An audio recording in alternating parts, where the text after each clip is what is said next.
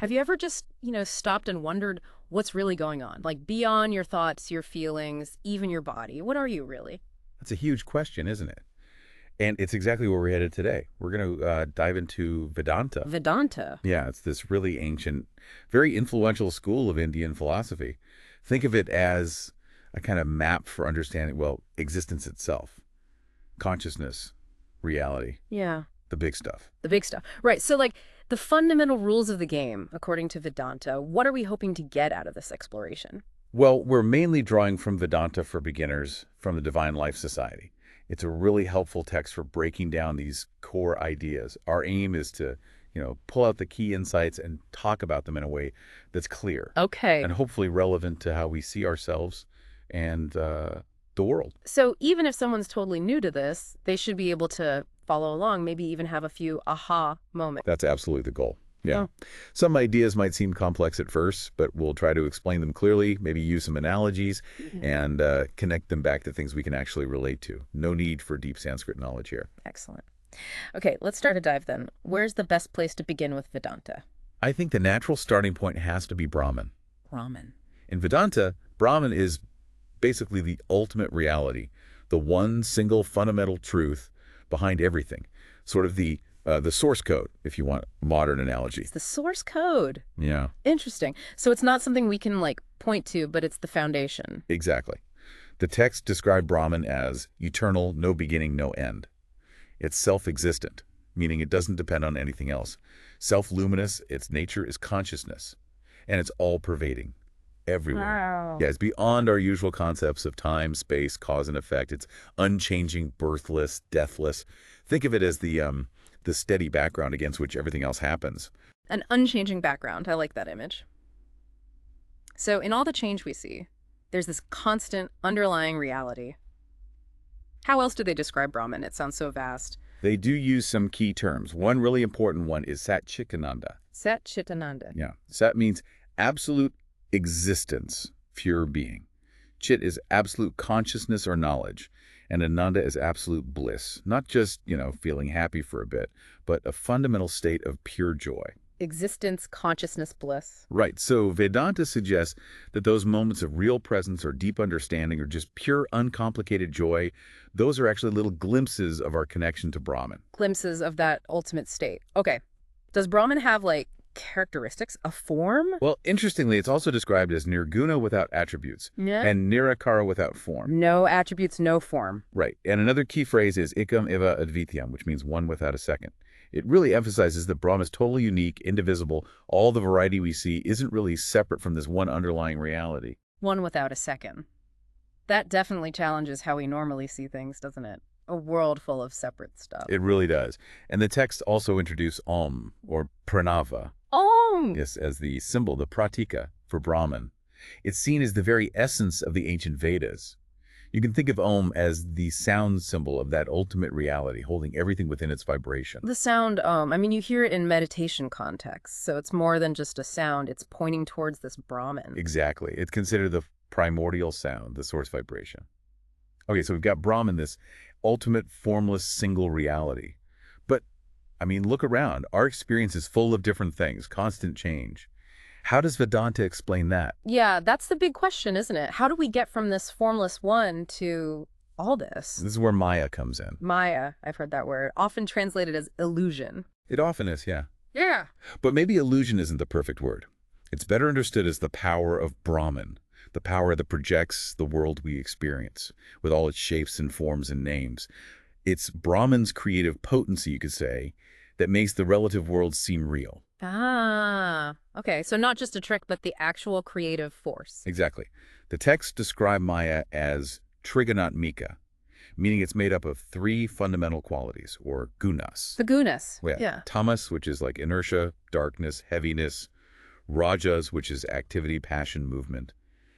And sattva, which is purity, harmony, clarity. These three are always mixing and interacting in different ways, shaping everything, our moods, the world, everything. So tamas, rajas, sattva. These are the sort of energetic building blocks of everything we experience. They affect our minds, our bodies. Absolutely. And when Maya operates at the individual level, it's called avidya. Avidya. Which basically means ignorance or maybe a fundamental lack of seeing things clearly. This avidya is what causes us to feel separate. That feeling of me versus you, me versus the world, it stems from avidya. So my sense of being this distinct, separate person that's actually rooted in this misunderstanding, this avidya. According to Vedanta, yes. There's a great analogy in the text. Ajnana, another word for ignorance, hides Brahman. Just like trees can hide a whole mountain from view. Oh, I like that. Or like clouds blocking the sun.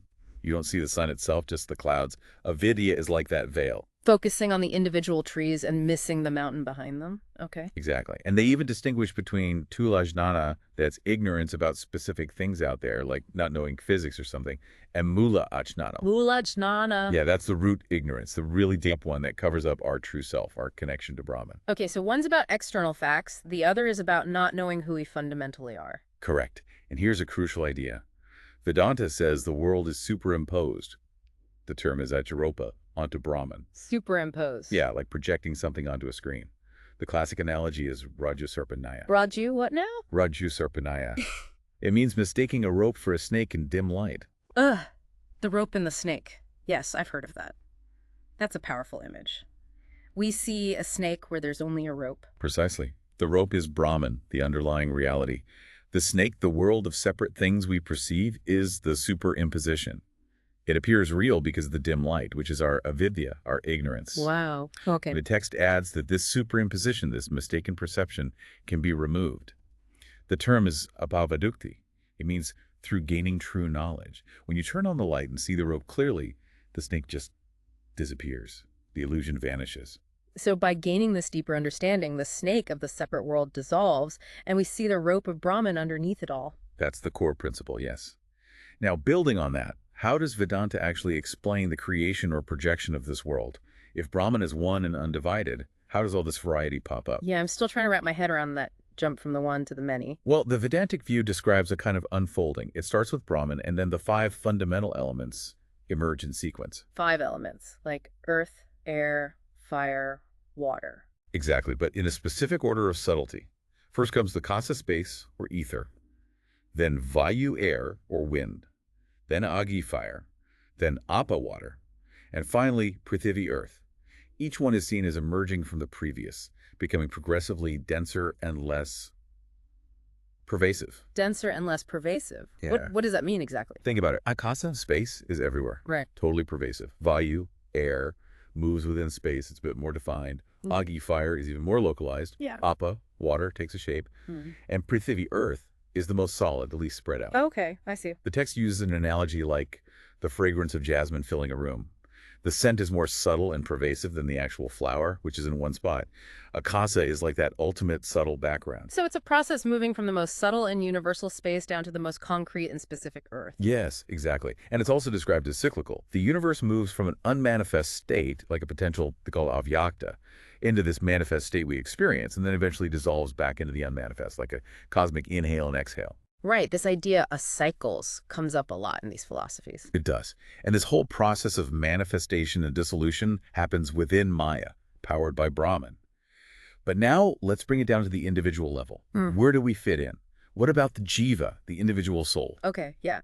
How does Vedanta see me in this grand cosmic picture? So the Jiva, which is the individual living being, appears separate because of avidya, that individual layer of ignorance or maya we talked about. It's this feeling of separation that creates this sense of being an individual self with my thoughts, my feelings, my body. So this strong sense of I, my individuality, it's fundamentally tied to not seeing the full picture, to avidya. That's the Vedantic perspective, yes. Yeah.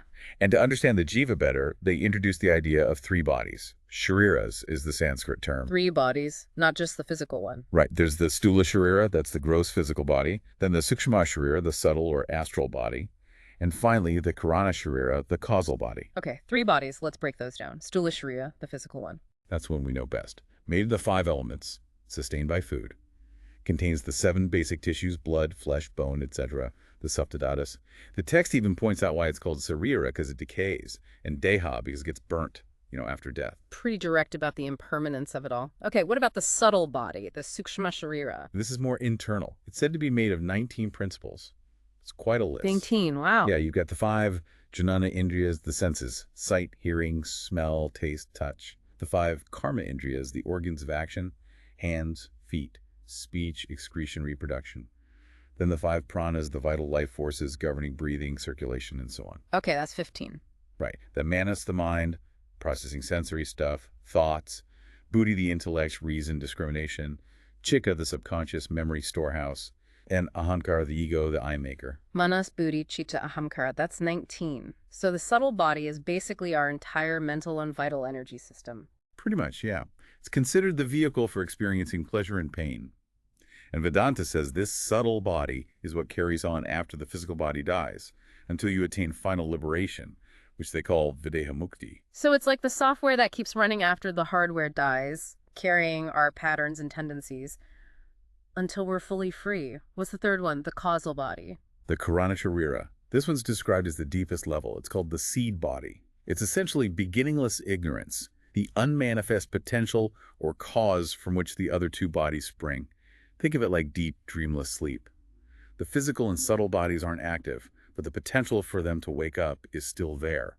That potential is the causal body. Okay, so causal is the deepest seed, giving rise to the subtle mental energetic layer, which then manifests as the gross physical body, like layers of an onion. That's a good way to visualize it. Yeah. And speaking of layers, Vedanta also talks about 5 sheaths, or koshas, that cover the Atman, our true self. 5 sheaths now.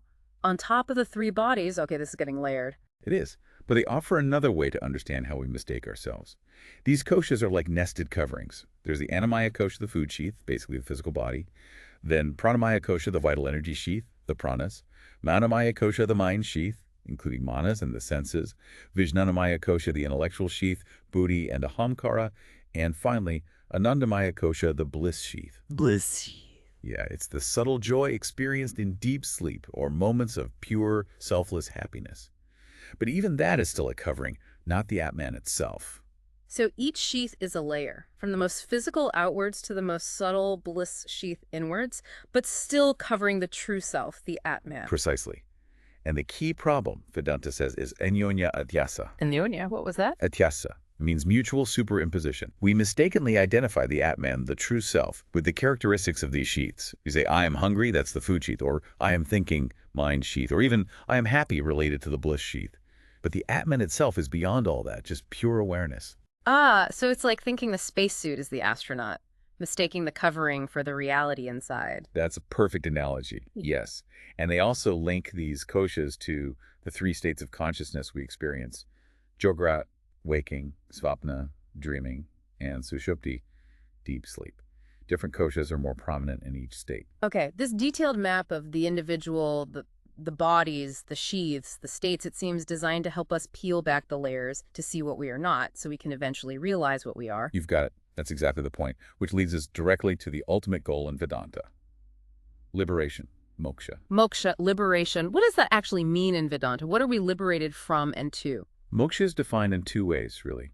First, sarvadukha nivritti, the complete end of all suffering, total cessation of pain. Okay, sounds good. And second, paramananda prapti, the attainment of the supreme unending bliss of Brahman. So it's freedom from the cycle of birth and death, freedom from the limits of the ego, freedom from mistaking ourselves for these bodies and sheaths. And it's liberation to realizing our true nature as one with that ultimate existence consciousness bliss. So not just escaping suffering, but realizing this state of inherent, profound freedom and joy by knowing who we truly are. Yes, exactly.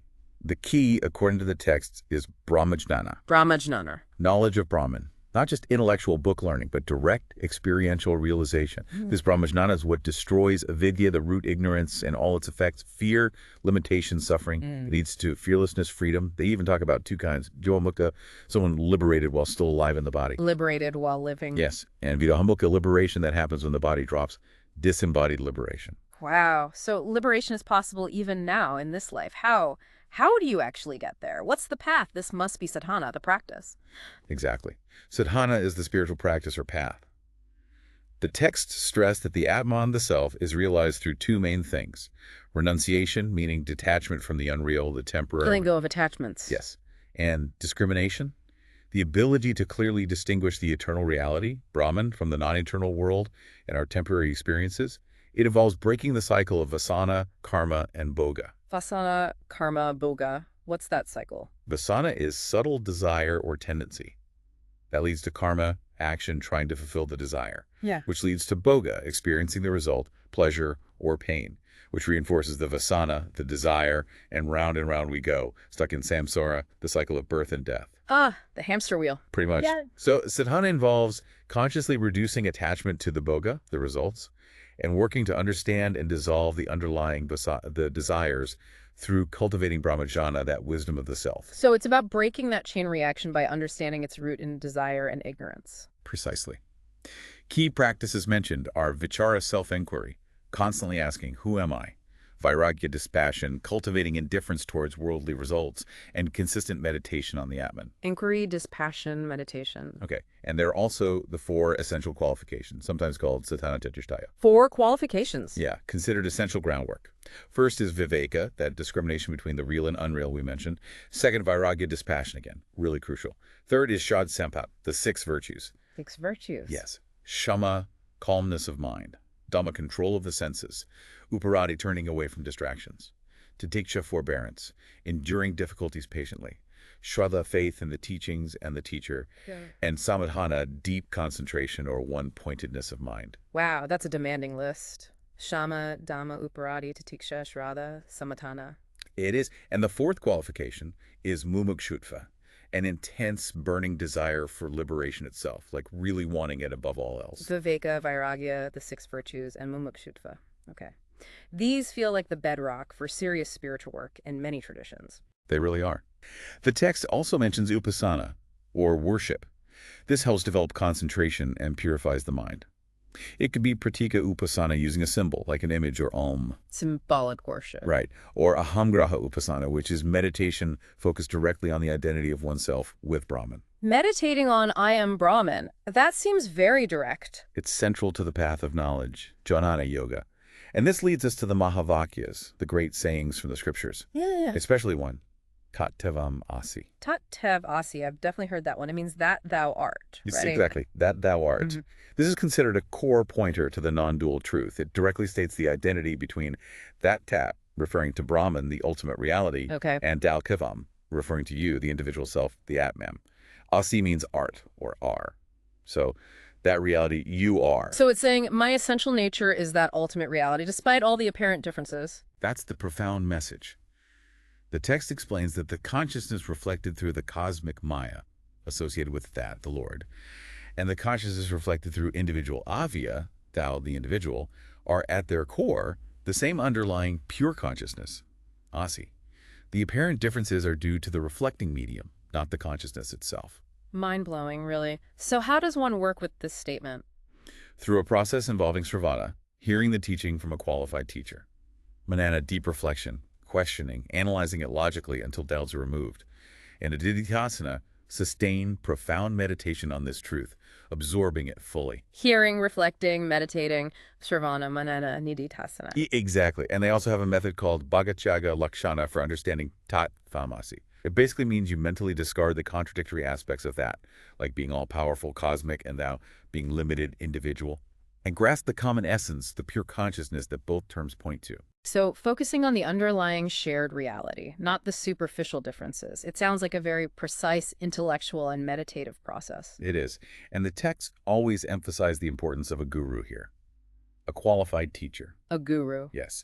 Someone who is a Brahma Sarotri, deeply learned in the scriptures, and a Brahmanishta, firmly established in the actual experience of Brahman. Such a guide is seen as invaluable on this path. Someone who not only knows the map, but has actually traveled the territory. Makes sense. And to help make these very abstract ideas more concrete, Vedanta uses a lot of practical illustrations, or nayas. Ah, the analogies again. Yes, those are really helpful. You mentioned the rope and the snake earlier. Exactly, Rajasarpanyaya. That illustrates the unreality of the world superimposed on Brahman. Then there's Mrigatrishna, the mirage. The mirage in the desert. Yeah. It looks like water, promises satisfaction, but it's illusory. It points to how worldly pleasures seem appealing but don't offer lasting fulfillment. Another one is Kanaka Kundala Nyaya, the gold ornament. Gold ornaments. Right. You can have earrings, necklaces, bracelets, different names, different forms, but they're all fundamentally gold. Similarly, all the diverse things in the universe are, in essence, just Brahman.